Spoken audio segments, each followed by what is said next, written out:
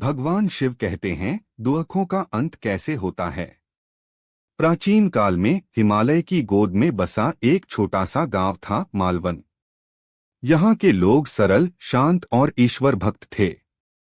गांव के बीचों बीच एक पुराना शिवालय था, जिसके गर्भगृह में स्वयंभू शिवलिंग प्रतिष्ठित था।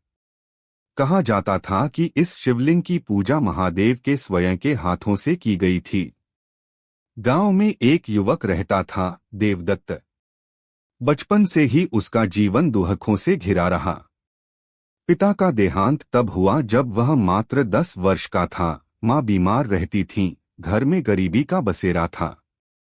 जैसे जैसे वह बड़ा हुआ, जिम्मेदारियों का बोझ उसके कंधों पर बढ़ता गया। खेती के छोटे से टुकड़े से घर चलाना मुश्किल था। ऊपर से वर्षा न होने से कई सालों से फसलें सूख जाती।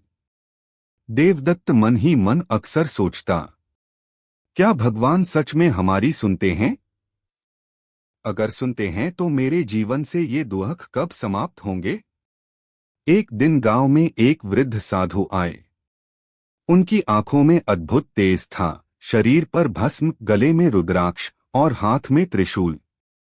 गांव वाले आदर से उनके चरणों में झुक गए।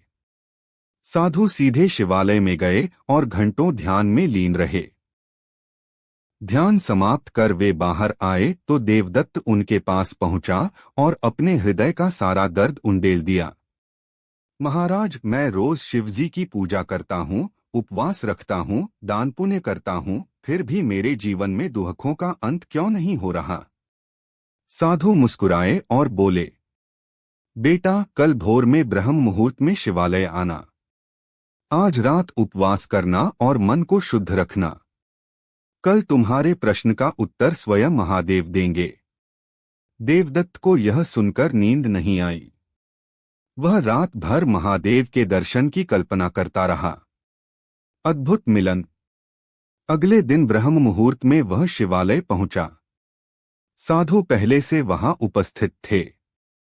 उन्होंने देवदत्त को जलाभिषेक करने को कहा। जैसे ही अभिषेक समाप्त हुआ, गर्भगृह से एक दिव्य प्रकाश प्रकट हुआ। वह प्रकाश धीरे धीरे एक दिव्य स्वरूप में बदलने लगा। जटाजूट, गले में सर्प, माथे पर अर्धचंद्र और तीसरी आंख से निकला शांत तेज। देवदत्त स्तब्ध रह गया। महादेव! उसके होठों से धीमे से निकला।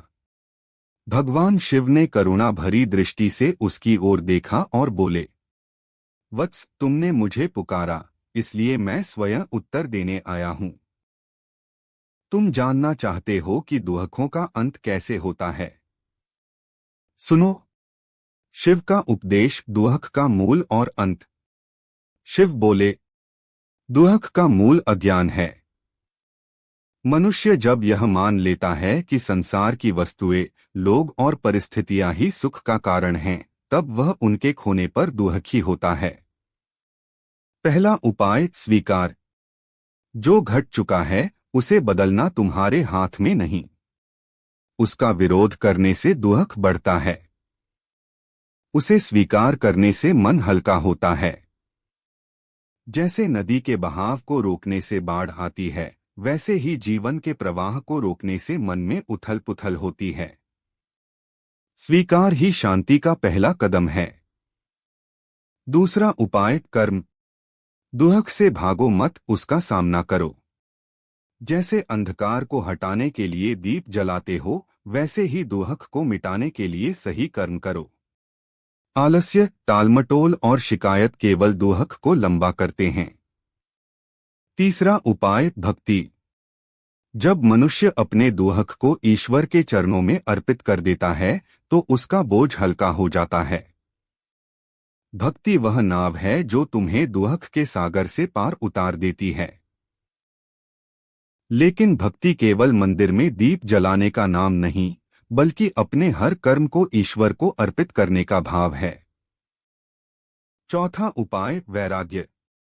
संसार में जो कुछ है वह नश्वर है। यह जान लेने से मोह कम होता है और दुख का असर घट जाता है। जैसे तुम सपने में रोते हो, लेकिन जागने पर समझ जाते हो कि वह सपना था। वैसे ही जीवन के सुख दुख को भी देखो। 5वां उपाय, सेवा। जब तुम किसी और के दुख को कम करते हो तो तुम्हारे भीतर का दुख स्वतः पिघलने लगता है। सेवा मन को निर्मल करती है और भीतर अद्भुत आनंद भर देती है। जीवन में परिवर्तन। देवदत्त ने महादेव के वचनों को मन में उतार लिया। उसने अपने हालात को स्वीकार किया, खेती में नई तकनीक अपनाई, गांव के गरीब बच्चों को पढ़ाना शुरू किया और हर सुबह शाम शिवनाम जपने लगा। धीरे धीरे उसकी मेहनत रंग लाई, फसलें अच्छी होने लगीं, माँ की सेहत सुधरने लगी और उसके भीतर अजीब सी स्थिरता और संतोष आने लगा। अब वह पहले की तरह हर छोटी समस्या पर टूटता नहीं था। उसने समझ लिया था कि दुख जीवन का अंत नहीं, बल्कि आत्मा को मजबूत बनाने वाला चरण है। गांव वाले हैरान थे कि देवदत्त, जो कभी दुखों में डूबा रहता था, अब दूसरों का सहारा बन गया था। उसकी मुस्कान लोगों को आश्वस्त करती, उसकी बातें दिल को शांत कर देती। कथा का सार।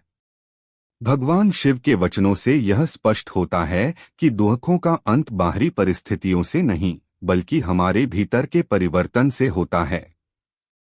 जब हम स्वीकार, कर्म, भक्ति, वैराग्य और सेवा का मार्ग अपनाते हैं तो दुख की जड़ कट जाती है। महादेव के शब्द आज भी शिवालय की दीवारों में गूंजते हैं। वत्स, दुख का अंत तभी होता है जब तुम उसे ईश्वर की दृष्टि से देखना सीख जाते हो। जिस दिन तुम अपने दुख को शिक्षक मान लोगे, उसी दिन उसका काम पूरा हो जाएगा।